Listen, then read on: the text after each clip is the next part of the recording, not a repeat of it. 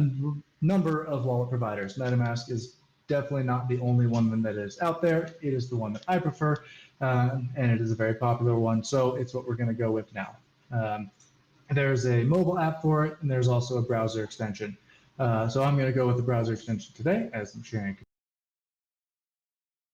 MetaMask.io is their website, and you can follow the link there to the Chrome Web Store, where hopefully this will not take too long.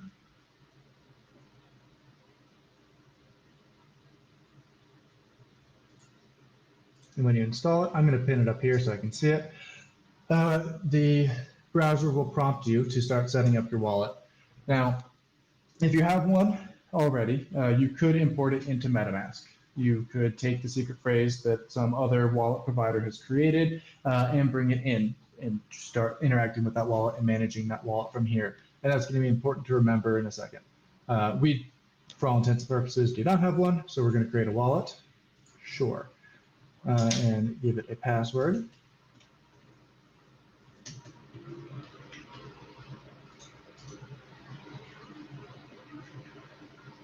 Now, I'm not going to play this video, but it is something that you should definitely pay attention to, and that is going to be a very important theme throughout interacting with crypto in any regard. There is no customer service. There is no one to help you recover your funds if you lose your wallet. And most importantly, there's no one that's going to help you get anything back if someone accesses your secret recovery phrase. It is very important that you keep this safe. Do not store it in Google Drive. Do not tell anyone this. There is all sorts of stuff that you can read about how to keep yourself as safe as possible. So what we are doing here with MetaMask is installing a browser extension. These are commonly referred to as hot wallets because they live in the cloud in your browser here. The private keys are not stored on hardware anywhere, and if effectively someone could, if they picked up your computer, start interacting as you. These are on the less secure way to interact with crypto, but it is on the more convenient side. So that is some of the trade-off there. So I would never recommend keeping a lot of funds in a hot wallet, and absolutely read up on how to properly secure your funds if you are going to be doing a lot of transacting in crypto. So now I'm going to commit a cardinal sin and reveal my secret phrase because I'm not going to use this wallet and will probably delete it immediately after.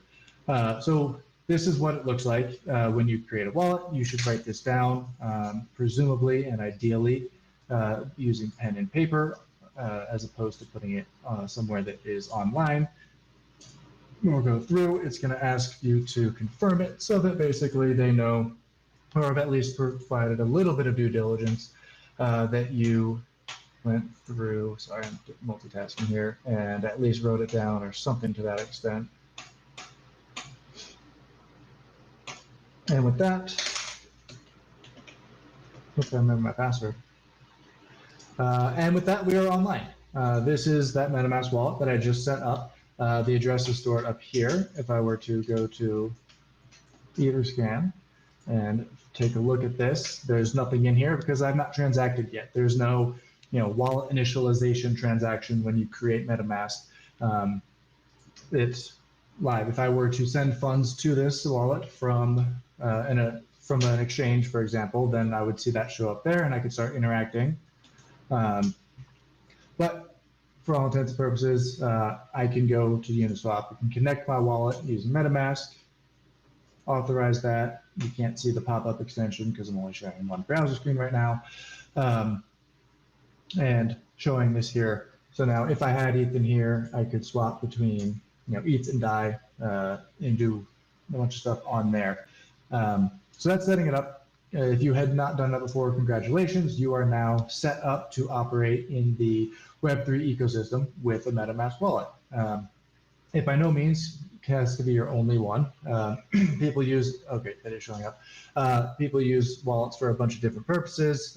You could have one that is public that maybe you collect POAPs in, that you submit to MetricStyle for some POAPs as you complete a course. That's one idea.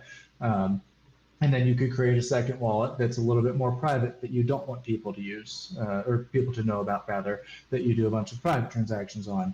Because recall that a tenet of blockchains and Ethereum is its openness. If someone has this address here, they can go in and see any transaction this wallet is making.